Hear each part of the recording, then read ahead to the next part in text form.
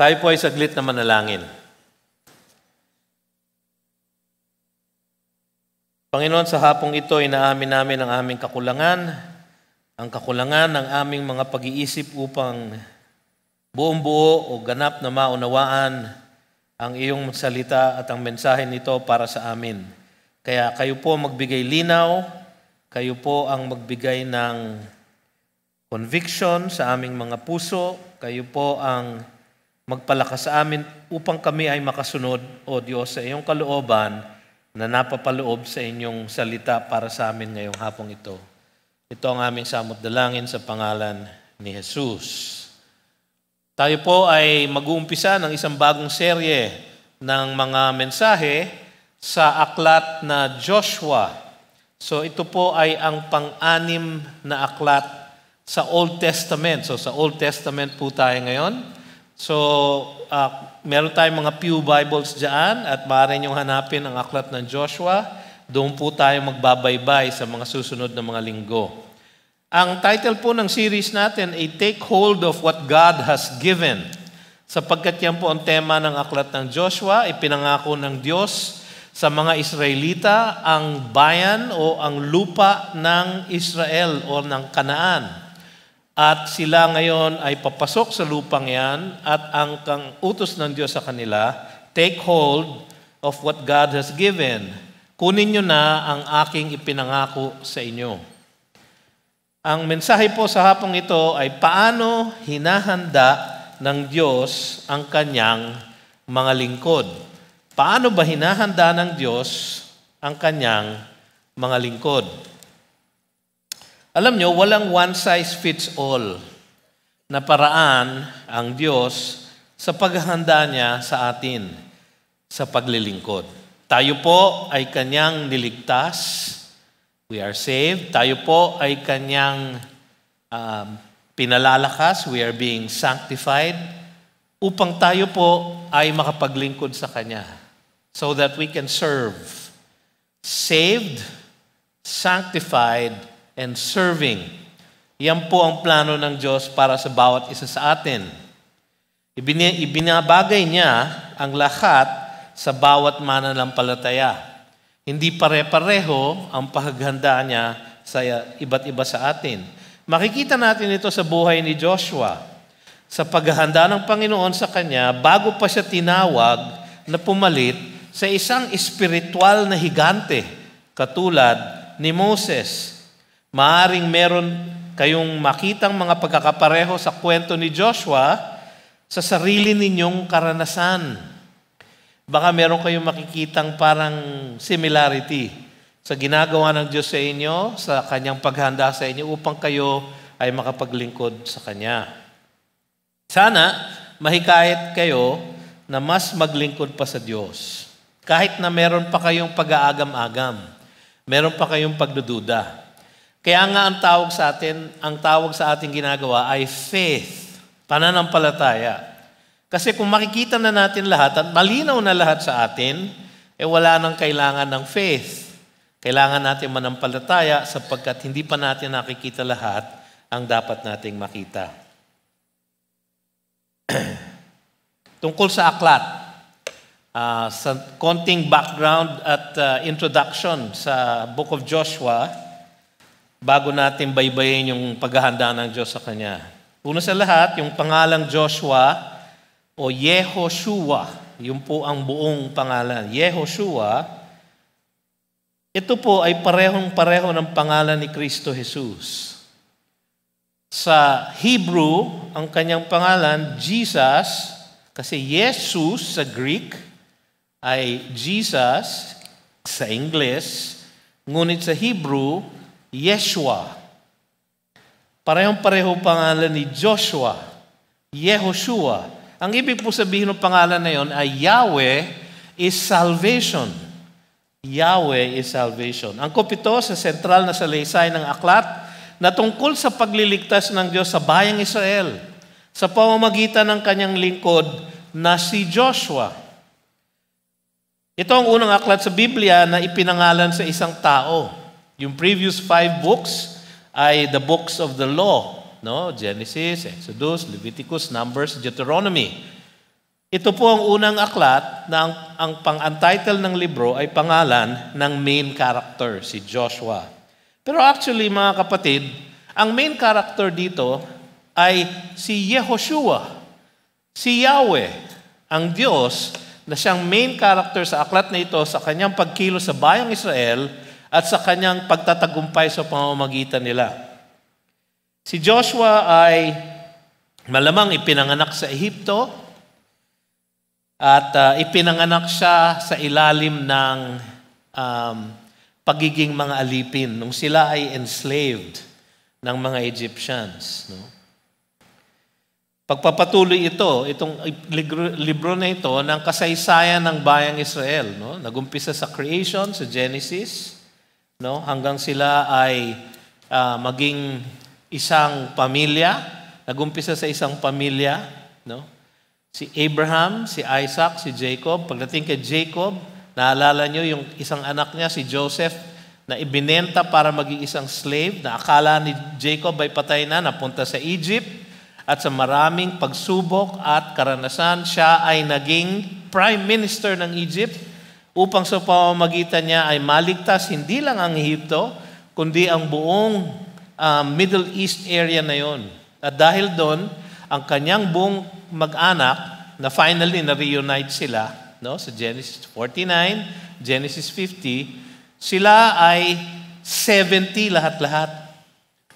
At sila ay nagbaybay, nagpunta sa Ehipto, at dahil nga mabuting-mabuti ang pakikitungo ng Pharaoh kay Joseph at sa kanyang pamilya, sila ay nilagay sa land of Goshen, kung saan sila ay nanirahan ng daan-daang taon. Specifically, 480 years. No? Or actually, technically, mga 440, tapos 40 years in the wilderness. No? So, matagal sila sa Egypt. Doon po lumaki si Joshua. Doon marahil siya ipinanganak bilang isang slave.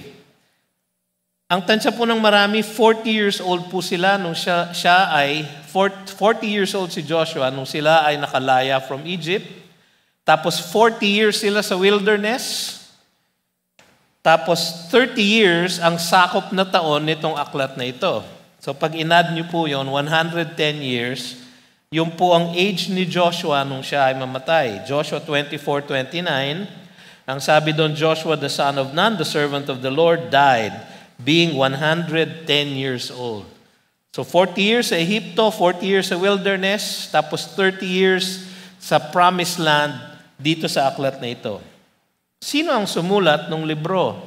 Maraming debate rito kasi hindi po sinasabi kung sino ang sumulat. Pero ang paniwala ng Talmud, yun po ang isang koleksyon ng mga matandang kasulatan ng mga rabbi tungkol sa batas at ng mga Hudyo at sa tradisyon nila. Ayon sa Talmud, si Joshua daw ang may akda ng karamihan ng nasa aklat na ito.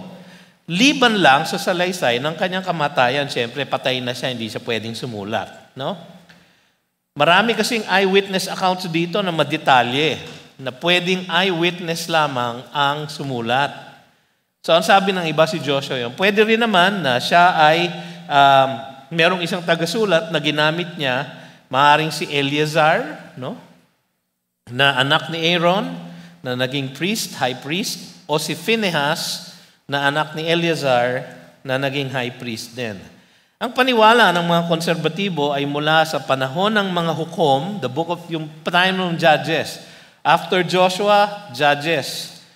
Hanggang sa panahon ni Haring Saul, yung po ang panahon ng pagkakasulat. No? Pero so in terms of years, no, 1406 BC, ang umpisa ng events sa Book of Joshua hanggang 30 years after that, 1376. So mga 1376 and onwards, yung po ang panahon ng mga judges. At hanggang sa 1050 BC. So yung panahon na yun, tagal na panahon na yun, yung po ang panahon daw ng pagkakasulat at pagko-compile ng lahat ng kwento dito sa Book of Joshua. Ang kasaysayan na sakop ng aklat ay 30 years, katulad ng sinabi ko kanina. Ano ang tema? At bakit importante sa atin to? Maganda yung aklat, Palagay ko matutuwa tayo sa ating pagbabaybay sa aklat na ito. Narrative po siya, narrative of history, no? Pero alam naman natin, history is His story, no? So napakaganda po kasi makikita natin ang pagkilos ng Diyos sa isang makapangyarihan na paraan dito sa aklat na ito. Ang tema nito ay marami, ngunit ang pinakamatingkad ay ang katapatan ng Diyos sa pagtupad ng kanyang pangako kay Abraham. Pinangakuan niya si Abraham sa Genesis 12:1-3. Sabi niya, "Go from your country and your kindred and your father's house to the land I will show you." Pinangakuan siya ng land. "And I will make you a great nation, and I will bless you and make your name great so that you will be a blessing. I will bless those who bless you, and him who dishonors you I will curse. And in all the families of the earth, and in you, all the families of the earth shall be blessed." Inulit po ng Panginoon ang pangakong yon kay Isaac sa Genesis 26:2-4. Very similar po ang sabi, "Sojourn in this land, I will be with you, and I will bless you, for to you and to your offspring I will give all these lands." Pangako po ng Panginoon. Sa Genesis 28 naman, 13-15, inulit po yung pangako ng Diyos. Kay Jacob naman, sa apo ni Abraham. Doon ang sinabi niya, "And behold, the Lord God stood above it and said, I am the Lord, the God of Abraham, your father, and the God of Isaac. The land in which you lie, I will give to you and to your offspring." Yung land po ang ipinangako. Ang storya po ng Joshua ay ang pag-conquer ng land na yon. No? Tinupad niya yon sa kapanahunan ni Joshua. Kaya towards the end of the book, mababasa natin sa Joshua 21:45, ang wika ni Joshua, "Not one word of all the good promises that the Lord had made to the house of Israel had failed. All came to pass." Inulit niya muli yon sa Joshua 23:14. Ang sabi niya, "Not one word has failed of all the good things that the Lord your God promised concerning you. All have come to pass for you. Not one of them has failed." Ano ang mensahe? Tapat po ang ating Diyos. Kapag siya'y nangako, kanyang tutuparin. Importante po sa Old Testament yon kasi may pangakong pagliligtas ang Diyos sa kanila. Na may darating na Mesiyas na sa kanyang pagdating dito sa mundo ay liligtas niya ang kanyang bayan, ang mga naniniwala sa Diyos. So yung mga naniwala sa promise na yon, sila po ay naligtas. Yan po ang basis ng kanilang salvation. Makikita din natin dito sa librong ito ang kabanalan ng Diyos sa kanyang makatarungan na paglipol ng mga makasalanang bansa sa Kanaan. Ang isang medyo hindi madaling tanggapin dito sa aklat na ito ay yung pagpatay ng mga bansa, ng mga bayan-bayan. No? Na wala silang, na inutusan sila ng Diyos na walang buhayin. Yun po ay paghuhukom ng Diyos. No? Makikita natin yun sa Joshua 11, sapagkat inutos po yun ng Diyos sa Deuteronomy chapter 20, verses 16 and 17. Sabi ng Diyos doon, "But in the cities of these peoples that the Lord your God is giving you for an inheritance, you shall save alive nothing that breeds, but you shall devote them to complete destruction. The Hittites and the Amorites, the Canaanites and the Perizzites, the Hivites and the Jebusites, as the Lord your God has commanded." Mahirap pong tanggapin, pero ganun po ang kabanalan ng Diyos. Ang mga bansang ito ay lubhang naging makasalanan laban sa ating Panginoon. Sila po ay idolatrous nations. Binastos nila ang Diyos. Hindi nila pinansin ang paghihiwating ng Diyos ng kanyang pag-ibig sa kanila. Datapwat sila ay pinarusahan ng Diyos sa pamamagitan ng bayang Israel. Pero hindi lamang yung mga makasalanang hentil or other nations ang kanyang pinarusahan, pati isang Israelita ay pinarusahan niya. Makikita natin sa Joshua 7 yung pagkatalo nila doon sa city of Ai. Yun po ang pangalan ng city, Ai, no? Doon po natalo sila. Pangalawang lungsod lamang to ng kanilang conquest, pero natalo sila kaagad sapagkat meron silang isang kasama, si Akan, na nagnakaw ng plunder at sinarili niya. Dahil po doon, ang sabi sa Joshua 7, verse 24, and Joshua and all Israel with him took Akan, the son of Zerah, and the silver and the cloak and the bar of gold, and his sons and daughters, and his oxen and donkeys and sheep, and his tent and all that he had, and they brought them to the valley of Achor. And Joshua said, why did you bring trouble on us? The Lord brings trouble on you today. And all Israel stoned him with stones. They burned them with fire and stoned them with stones. Sanay na sanay po tayo sa mercy ng ating Diyos. Kapag nakikita natin sa Biblia na siya ay nagiging makatarungan, sapagkat sa Diyos, meron siyang karapatan na gawin yon. Kapag nakikita natin yun, tayo namumuhi. Ngunit yun ang katapatan ng Diyos sa kanyang kabanalan. Makikita din natin dito sa librong ito ang kwento ng kaligtasan ng mga hindi Israelita, katulad ng isang prostitute. Ang hirap pong tagalogin ng prostitute. No? Medyo masangsang po yung salita. No? Kaya prostitute na lang. Ang kanyang pangalan ay si Rahab. No? Sa Joshua chapter 2 verse 9, ang sabi din niya doon sa mga espiya na tinago niya sa kanyang pamamahay, I know that the Lord has given you the land. Hindi pa siya, mananampalataya na siya kasi ang tawag niya sa Diyos, the Lord. And the fear of you has fallen upon us, and all the inhabitants of the land melt away before you. For we have heard how the Lord dried up the water of the Red Sea before you, and when you came out of Egypt, what you did to the two kings of the Amorites who were behind the Jordan, to Sihon and Og, whom you devoted to destruction. Nagkaroon siya ng pananampalataya sa Diyos, datapwat siya ay niligtas. So verse 11, sabi niya, our hearts melted and there was no spirit left in any man because of you. Sabi sa chapter 6 verses 22 to 23, go into the prostitute's house and bring out from there the woman and all who belong to her as you swore to her. So the young men who had been spies went in and brought out Rahab and her father and mother and brothers and all who belonged to her. Sila po ay naligtas. Dahil sa pananampalataya ni Rahab sa ating Panginoong Diyos. Si Joshua, ang original niyang pangalan for the first 45 years of his life, actually ay Hosea. Ang ibig sabihin po ng Hosea, salvation. Pinalitan ni Moises yung kanyang pangalan sa Numbers 13:16. Ang sabi doon, and Moses called Hosea, the son of Nun, Joshua. Nilagyan niya ng Yeho, Shua, so parang Yahweh Hosea, the Lord is salvation. Pag pinaiksi po yun, Yeshua, yun po ang pangalan ni Joshua. Yun din po ang pangalan ni Jesus. Yung pagkakapangalan po yan pagkakapareho ng pangalan ni Joshua at ni Jesus ay babalik-balikan natin dito sa aklat na ito. So, paano si nanay ng Diyos, paano hinanda ng Diyos si Joshua para sa kanyang paglilingkod sa Kanya? Tingnan natin isa-isa. Si nanay ng Diyos, ang kanyang lingkod. Tingnan po ninyong inyong outline. Meron pong English at saka Tagalog outline sa ating bulletin.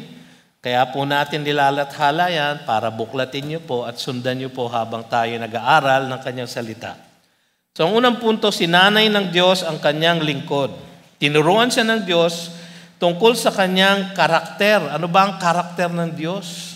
Sino ba siya? Bakit siya tinatawag na Diyos? At ano ang kanyang kapangyarihan? Mag-uumpisa ang kwento ni Joshua actually sa Exodus 17 at sa siguro verses 9 to 14 sa ating outline. Matututunan ni Joshua ang kanyang katapatan, ang katapatan ng Diyos, ang kabanalan ng Diyos, at ang katarungan ng Diyos. Dito sa episode na ito, makikita din niya na hinahanda siya para sa mas malaking responsibilidad. Tignan po natin yung teksto. Siguro umpisa natin sa verse 8. So, then Amalek came and fought with Israel at Rephidim. So Moses said to Joshua, "Choose for us men and go out and fight with Amalek. Tomorrow I will stand on the top of the hill with the staff of God in my hand." So Joshua did as Moses told him and fought with Amalek, while Moses, Aaron, and Hur went up to the top of the hill. Whenever Moses held up his hand, Israel prevailed. And whenever he lowered his hand, Amalek prevailed. But Moses' hands grew weary, so they took a stone and put it under him, and he sat on it, while Aaron and Hur held up his hands, one on one side and the other on the other side. So his hands were steady until the going down of the sun. And Joshua overwhelmed Amalek and his people with the sword. Then the Lord said to Moses, "Write this as a memorial in a book and recite it in the ears of Joshua, that I will utterly blot out the memory of Amalek from heaven, from under heaven." Si Amalek po ay isang descendant ni Esau, grandson ni Esau sa kanyang anak na si Eliphaz. Kalaban niya ng Israel. Mga walang takot sa Diyos. Ang sabi sa Deuteronomy 25:18. He did not fear God, ang sabi doon. Naging sanhi yan ng pagbagsak ni Saul. Si Haring Saul, naalala nyo? Sa 1 Samuel 15:3, ang utos sa kanya, "Now go and strike Amalek and devote to destruction all that they have. Do not spare them, but kill both man and woman, child and infant, ox and sheep, camel and donkey." Tapos, sa verse 9, 1 Samuel 15, "But Saul and the people spared Agag." Mahirap yung mga pangalan, ano? Agag, no? Siyempre, pagka-Amerikano ka, Agag, no? Pero actually, sa Hebrew, Agag, no? "The people spared Agag and the best of the sheep and of the oxen and of the fattened calves and the lambs and all that was good, and would not utterly destroy them." Hindi sumunod si Saul. Ano nangyari sa kanya? Di ba dahil doon, tinanggal ang kanyang pagkahari? At dahil pa sa iba niyang mga kasalanan? Pero mas masahol ang nangyari sa bayang Israel many years after. Mga descendant ni Amalek, ni Agag, na hindi niya nilipol, ang naging banta sa Israel noong panahon ni Esther. Esther chapter 3 verse 10. Sabi doon, "So the king took his signet ring from his hand and he gave it to Haman the Agagite." Descendant siya ni Agag. Bakit siya nagkaroon ng descendant? Kasi hindi siya pinatay kaagad. Hindi siya nilipol ni Saul. The son of Hamedata, the enemy of the Jews. Sa verse 13, sumulat siya ng isang order to kill and to annihilate all Jews. Siyempre ito ay hindi natuloy sa pamamagitan ni Mordecai at ni Esther. Yun po ang kwento ng aklat na si Esther. Si Joshua, ang unang banggit sa kanya sa Biblia ay nandito sa Exodus 17. Sabi diyan, "Choose for us men and go out and fight with Amalek." Meron pong katarungan ng Diyos sa kanyang pagpuksa kay Amalek. Ang kanyang kaparaanan ay malinaw. Nandito ang kapangyarihan ng Diyos. Whenever Moses held up his hand, Israel prevailed. Katapatan ng Diyos yun sa kanyang pangako. Bakit? Hawak ni Moses yung kanyang staff. Naging simbolo yon ng kapangyarihan ng Diyos kay Moses. Sa Exodus 4:2, sabi ni Moses, "Wala akong kapangyarihan, Panginoon," nung tinawag niya si Moises para maging leader. Ang sabi ng Panginoon sa kanya, "What is that in your hand?" He said, "A staff." Ginamit ng Panginoon yon para i-wield ang kanyang kapangyarihan. Sa Exodus 9:23, si Moses ay nagpaulan ng plague sa Egypt. Paano niya ginawa yon? "Then Moses stretched out his staff toward heaven, and the Lord sent thunder and hail, and fire ran down to the earth, and the Lord rained hail upon the land of Egypt." Sa Exodus 14:16, tatawid na sila ng Red Sea, naipit sila sa gitna ng Red Sea at ng mga kabundukan.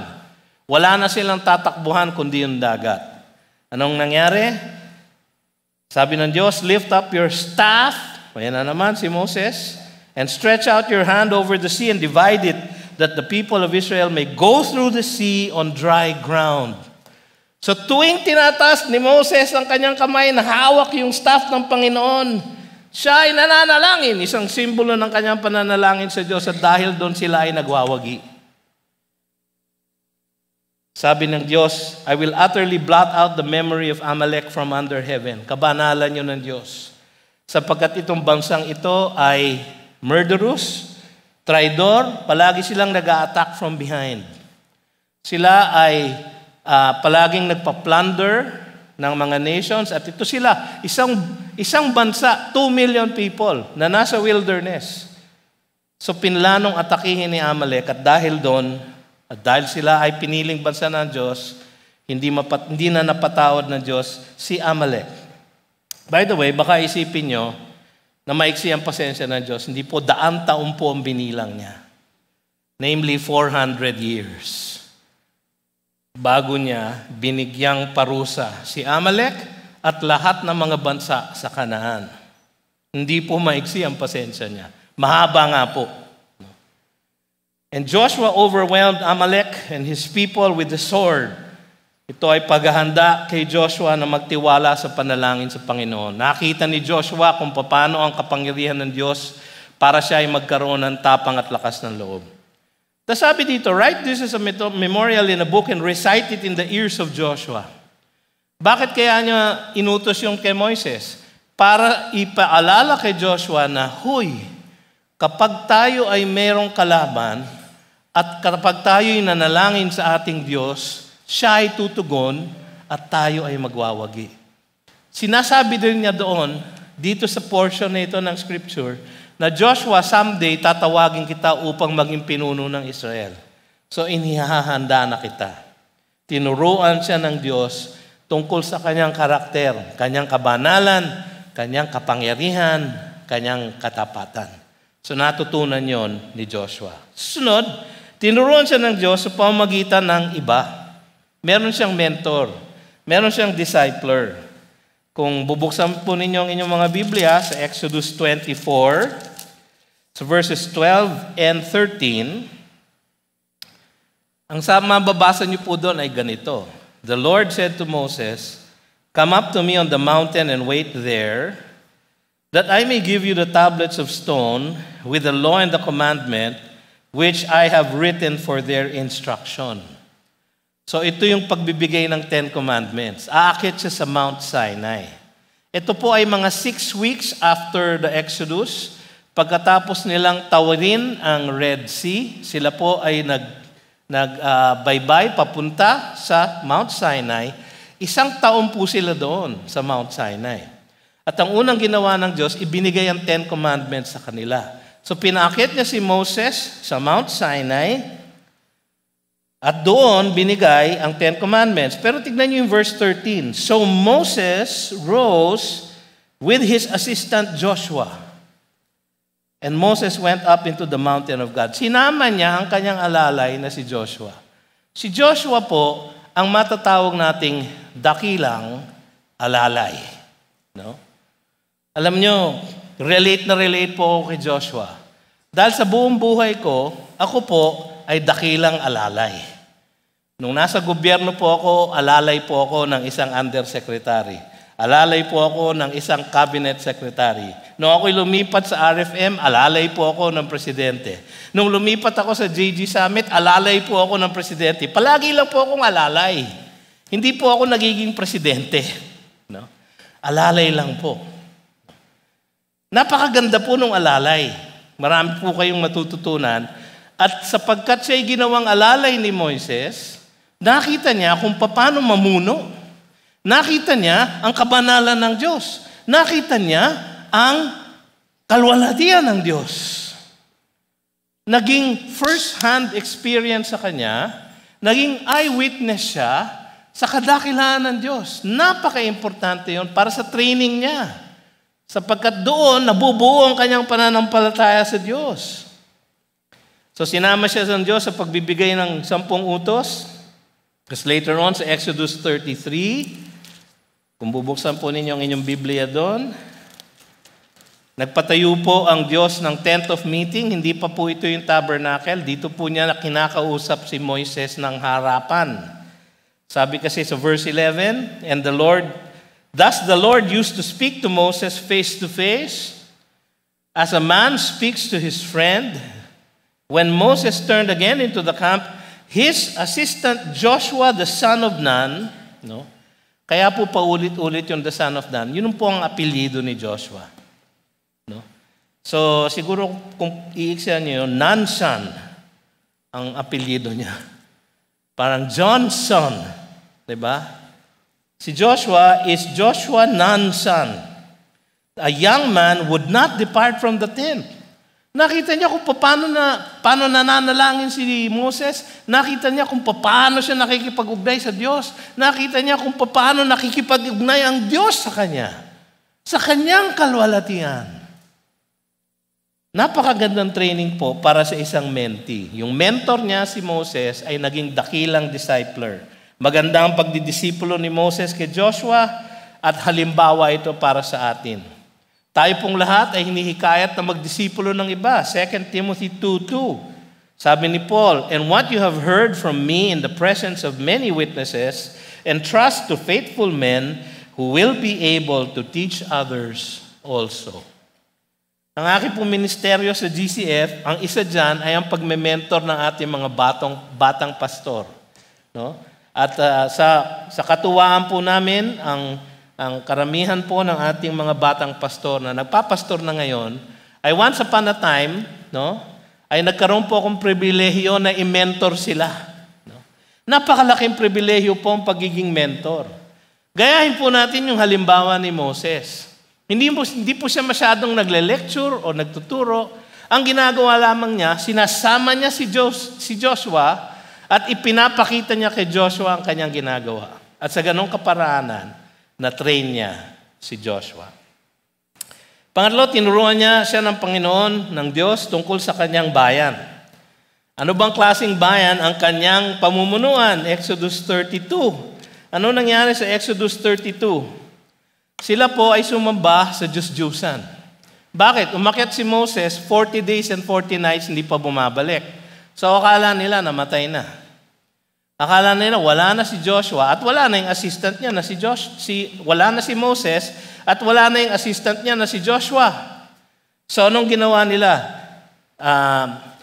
Kinausap nila si Aaron at sabi niya, gawa mo kami ng sasambahin namin. Si Aaron naman, no? Alam niyo ba na si Aaron ang original na assistant ni Moses? Siya ang kasama ni Moses sa Egypt di ba? Nung bago niya ipinalaya, bago pa siguro niya ma-meet si Joshua, ang kanyang assistant ay si Aaron. Yan ang spokesman niya. Pero obviously may kahinaan si Aaron, kaya pinalitan niya ng assistant niya. So si Joshua na ngayon, ang kanyang assistant. Bakit? Sapagkat si Aaron gumawa siya ng isang golden calf sa Exodus 32. At yun ang kanilang sinamba. Kaya nung pababa na sila, Exodus 32, pababa na si Moses at si Joshua, sa verse 15, "Then Moses turned and went down from the mountain with the 2 tablets of the testimony in his hand, tablets that were written on both sides, on the front and on the back they were written." Dala niya yung 10 Commandments. The tablets were the work of God and the writing was the writing of God. Sinulat mismo ng daliri ng Diyos ang 10 Commandments. Engraved on the tablets. Ano nangyari? When Joshua heard the noise of the people as they shouted, he said to Moses, "There is noise of war in the camp." Bakit niya naisip na war? Hindi ba sundalo siya? So yun ang kanyang first instinct. Moses, ginegera tayo. No? Hindi naman kakaiba yun kasi marami talagang kaaway ang Israel noon. Hanggang ngayon naman. No? But he said, sabi ni Moses, "It is not the sound of shouting for victory or the sound of the cry of defeat, but the sound of singing that I hear." Meron pong worship service na nangyayari, pero ang kanilang wino-worship ay isang ginintoang baka. So galit na galit si Moses, alam niya na yung kwento, pagbaba niya, nasira niya tuloy yung tablet, itinapon niya, nadurog. Kaya kailangan umakyat sila ulit ni Joshua. Alam niyo, kung makikita niyo po yung Mount Sinai, sa taas nun, talagang hindi niyo masisisi si Moses kung bakit nag-init ang ulo niya. Sapagkat saglit lang siyang nawala, naging idolatrous na yung kanilang bayan. Katulad ng ibang mga bayan na kanilang lilipulin kaya sila papasok sa Kanaan. Ginagawa na nila yung kasalanan kanilang parurusahan. Nakikita niyo kung bakit galit na galit si Moses? Hirap na hirap pa naman siya umakyat, tas bumaba. Ngayon, nasira niya yung tablets, akit siya ulit. Diba? Mainit na ulo niya. Nakita ni Joshua tuloy kung anong klaseng bayan ang bayang Israel. Mahina, mabuhay, konting kibit lang, magkakasala. Mahina ang kanilang pananampalataya sa Diyos. Nakita niya kung gaano ang kapangyarihan ng Diyos. Nakita niya ang kabanalan ng Diyos. Nakita niya ang kanyang bayan.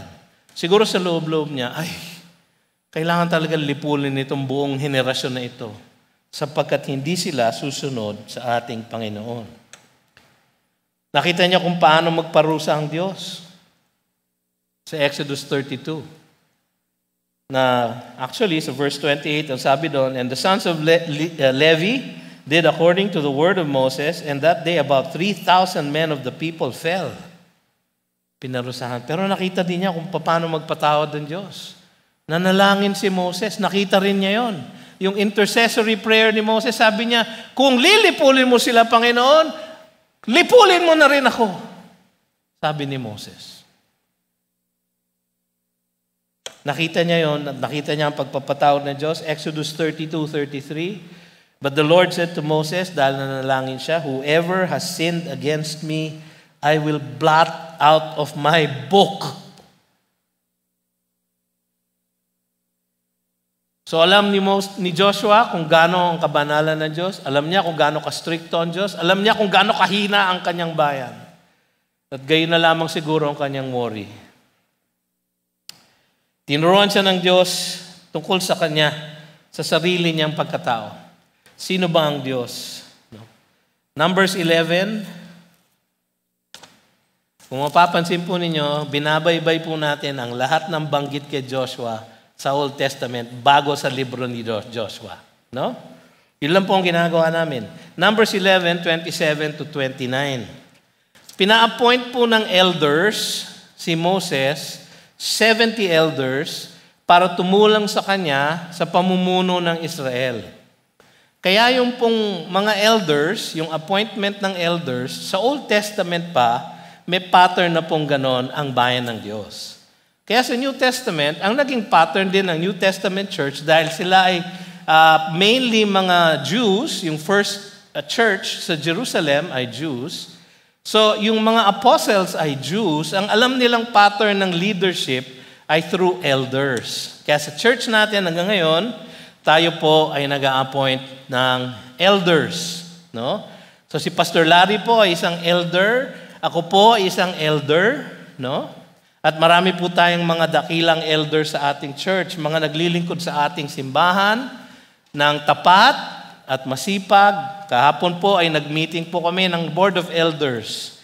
Kalahati po ng meeting namin ay pananalangin lang po para sa inyong lahat. At para sa aming sarili. Sapagkat mahina at marupok ang mga elders, gayon na nga ang takot ni Joshua at ni Moses, mag-a-appoint sila ng 70 elders. Pero ang naging dalangin ni Moses ay bigyan sana ng power ng Panginoon ang mga elders niya, 70 elders. Tapos, gayon na nga ang nangyari. No? Sabi sa verse 27 in Numbers 11, and a young man ran and told Moses, Eldad and Medad are prophesying in the camp. Sila ay nangungusap ng salita ng Diyos. Because of the power of the Spirit, binigay sa kanila as elders. And Joshua, the son of Nun, the assistant of Moses, from his youth, said, My Lord Moses, stop them. Akala niya, may revolt at itong mga elders na ito ay papalit sa kanya ng pilitan. Kasi ganyan na ang flesh, ganyan po ang reaksyon ng isang sundalo. Right? Ganyan ang reaksyon ni Joshua. Natatakot siya na baka palitan si Moses. Hindi niya alam siya ang papalit. No? Hindi pa niya alam. But Moses said to him, Are you jealous for my sake? Would all Would that all the Lord's people were prophets. Sana nga lahat ay propeta. Sabi ni Moses. That the Lord would put His Spirit on them. Alam nyo, yung sinabi ni Moses na yon, nangyari yon sa New Testament Church. Sapagat ang bawat isang mananampalataya, hindi lang elders, ang bawat isang kaanib sa kingdom ng ating Panginoon ay pinanahanan na ng kanyang diwang banal. Ang bawat isa po sa atin, naninirahan sa atin ang diwang banal ng Diyos. Isang naging katotohanan ng sinabi ni Moses dito. Natutunan ni Joshua na hindi ang lahat ng bagay ay magagawa sa sariling sikap, sa sariling lakas. Nakita niya na ang pagkilos ng Espiritu ay tunay. Na yung makapangyarihang Diyos, na nakita niya ang kapangyarihan sa pagtatalo ng Amalekites, yung pong kapangyarihan na yun ay maaaring manahan sa kalooban ng isang pinuno. Upang yung taong yon ay pwedeng mangusap ng salita ng Diyos. Bakit importante yung kay Joshua? Sapagkat magiging ganun siya. Magiging daanan siya ng salita mula sa Panginoon. So natutunan niya ngayon yon. Ano pa? Sinasanay ng Diyos ang kanyang hinahanda. Pangalawa, sinusubok ng Diyos ang kanyang lingkod. Naubusan na po ako ng oras, katulad ng dati. No? Sa Numbers 13 po, ang kwento na ito ay yung pagpapadala kay Joshua as a spy. Ito ang pagsubok kay Joshua na kanyang napagtagumpayan. Ang nakita lang ng 10 na ibang espiya ay ang nakakatakot. Habang ang nakita naman ni Joshua at ni Caleb ay ang magbibigay ng tagumpay sa kanila, ang kapangyarihan, ang makapangyarihan na Diyos. Iba po ang report. 12 po ang spies. Ang pangalan nila ay makikita ninyo sa chapter 13, verse 4 hanggang verse 12. Hanggang verse 15 pala. Nasa verse 8 po ang pangalan ni Joshua. Ang pangalan niya doon, Hosea, the son of Nun. Siya ay from the tribe of Ephraim. Ang tribe of Ephraim noon ay tribe ng mga pinuno ng Israel. Dahil si Ephraim po ay anak ni Joseph. No? Si Ephraim po ay anak ni Joseph. At doon po nang bumula ang mga leader ng Israel. Pero sa verse 16, pinalitan nga ni Moses ang kanyang pangalan to Joshua. Ginawa siyang espiya, nagpunta sila sa Kanaan, nakita nila yung napaka-rich na land, pero nakita rin nila na may mga higante. May mga higante. Ang sabi sa chapter 14,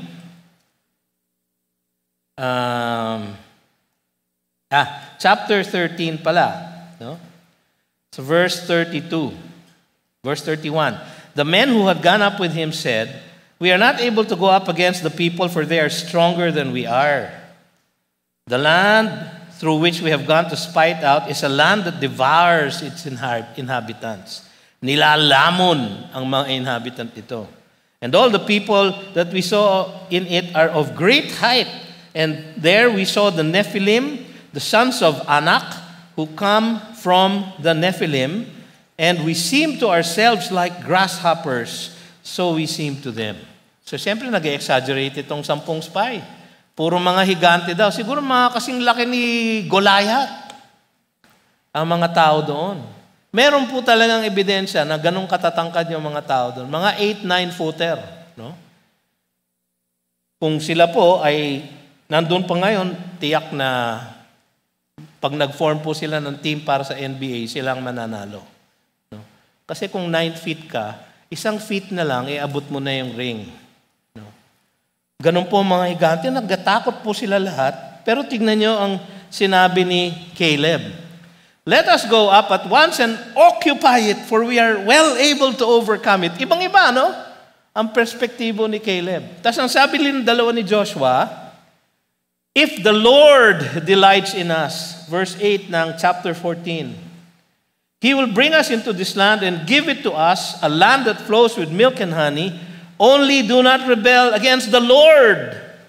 And do not fear the people of the land, for they are bread for us. Their protection is removed from them, and the Lord is with us. Hindi lang tapang ang pinakita nila, tiwala sa Diyos ang mas mahalaga. Dahil dito, yung pagsubok na yan ay nagwagi si Joshua. So anong naging conclusion? Sinasali ng Diyos ang responsibilidad sa kanyang lingkod. Sa Numbers 27, punta po kayo doon, babasahin ko po yung maikling account doon, verses 18 hanggang 23. Sabi sa verse 18, So the Lord said to Moses, Take Joshua the son of Nun, a man in whom is the Spirit, and lay your hand on him.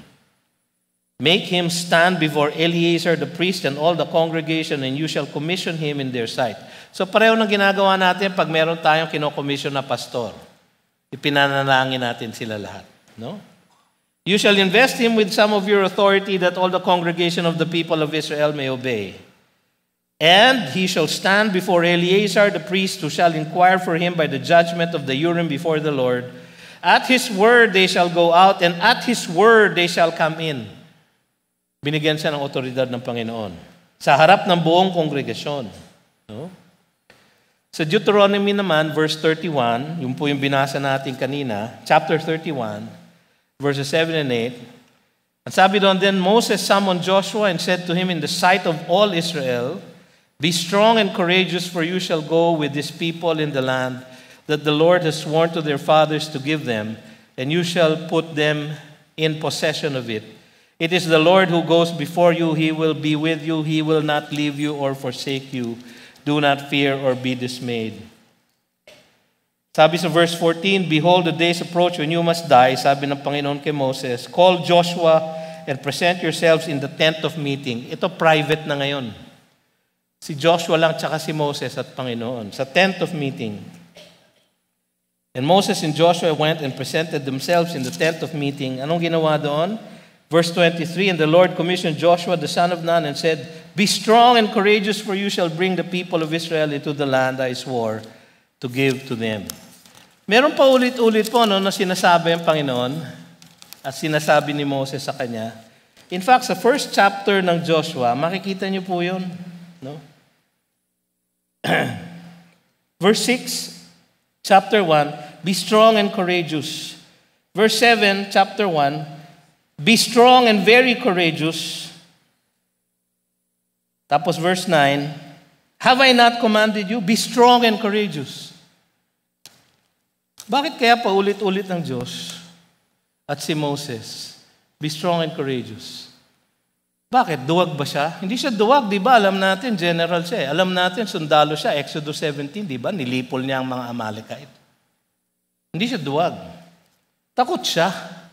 Takot siya kasi ang papalitan niya, si Moses. Yun ang kinatatakot niya. Pero sinanay na siya ng Panginoon. No? Sinanay siya sa pamamagitan ng isang mentor katulad ni Moses. Sinanay siya dahil nakita niya ang bayan ng Israel, kung sino ang kanyang pamumunuan. Sinanay siya sapagkat nakita niya kung sino ang kanyang Diyos. At sinubok siya at siya ay nagwagi. So ang lahat ng yan ay tumulong sa kanyang pagsali ng Diyos sa kanya ng responsibilidad sa kanyang lingkod na si Joshua. Mga kapatid, siya ay nagumpisa bilang isang alipin sa Ehipto, naging isang sundalo, naging isang alalay, naging isang espiya, at siya ang naging kapalit ni Moses na naging pinuno ng bayang Israel. At ang kanyang buhay at gawain ng ating pag-aaralan sa serye na ito na tungkol sa libro na taglay ang kanyang pangalan. Bakit kaya siya magwawagi? O bakit kaya siya nagwagi? Bakit kaya siya naging pinuno? Ano ang kanyang confidence? Sabi sa Numbers 27:18, Take Joshua the son of Nun, a man in whom is the Spirit. Nasa kanyang espiritu ng Diyos. Sabi sa Deuteronomy 31:23, ano ang sikreto ng kanyang tagumpay? Be strong and courageous, for you shall bring the people of Israel into the land that I swore to give them. Mahirap po yun. 2 million people, pamumunuan niya. Pero ang sabi ng Diyos, I will be with you. Mga kapatid, baka meron pong tinatawag sa inyo na maglingkod. Hindi naman kailangan pastor, hindi kailangan preacher, hindi kailangan elder o deacon. Maring volunteer, kailangan po natin dagdagan ang ating mga usher. Dumadami po ang ating bisita linggo-linggo. Kailangan po natin magtuturo sa new members class. Nananawagan tayo sa mga sasali sa ating koro upang umawit sa ating pananambahan. Baka kayo tinatawag ng Diyos na maglingkod. Makikita niyo sa inyong buhay, sinanay din kayo ng Diyos. Binigyan kayo ng mentor. Ipinakita niya sa inyo ang kanyang kabanalan at kapangyarihan. At sinubok niya kayo. Kung yan po ay nangyari sa buhay niyo, mga kapatid, ang sabi sa 1 Thessalonians 5:24, He who calls you is faithful, He will surely do it. Ang ating Panginoon po ang siyang gagawa sa ating kalagitnaan. Siya po ang magpapalakas sa atin at magbibigay ng direksyon sa atin. Huwag po tayong matakot. Be strong and be courageous. For the Lord your God will be with you wherever you go. Tayo po ay manalangin. Tayo po ay tumayo sa isang panalangin at isang benediction. Panginoon, marami pong salamat sa inyong mensahe sa amin ngayong hapong ito. Tagos po sa puso namin, O Diyos, ang iyong panawagan sa bawat isa sa amin. Alam namin lahat na sa iba't ibang kaparaanan, Panginoon, kayo ay kumikilo sa amin. Nagbigay ng mga talento sa amin. Nagbigay ng mga skills sa amin.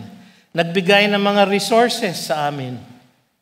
Upang kami ay makapaglingkod sa iyo. Sa iba't ibang kaparaanan. O Diyos, kumilos po kayo sa aming mga puso't isipan. At gamitin ninyo ang mensahe na ito tungkol sa inyong paghahanda kay Joshua upang mahamon ninyo ang bawat isa sa amin na lalo pang maglingkod sa inyo. Kami na inyong sinanay, kami na inyong binanal, kami na inyong pinalalakas, ay inihahanda ninyo, Panginoon, upang kami ay maging lingkod ninyo. Nawa ito ay maging katotohanan sa aming mga buhay, Panginoon. At ngayon, tanggapin ninyo ang dakilang pag-ibig ng ating Panginoong Hesukristo, ang kagandaang loob ng Ama, at ang pakikipisan, tanglaw at paggabay ng Espiritu Santo, magmula ngayon at magpasawalang hanggan. Sa pangalan ni Jesus. Amen. Amen.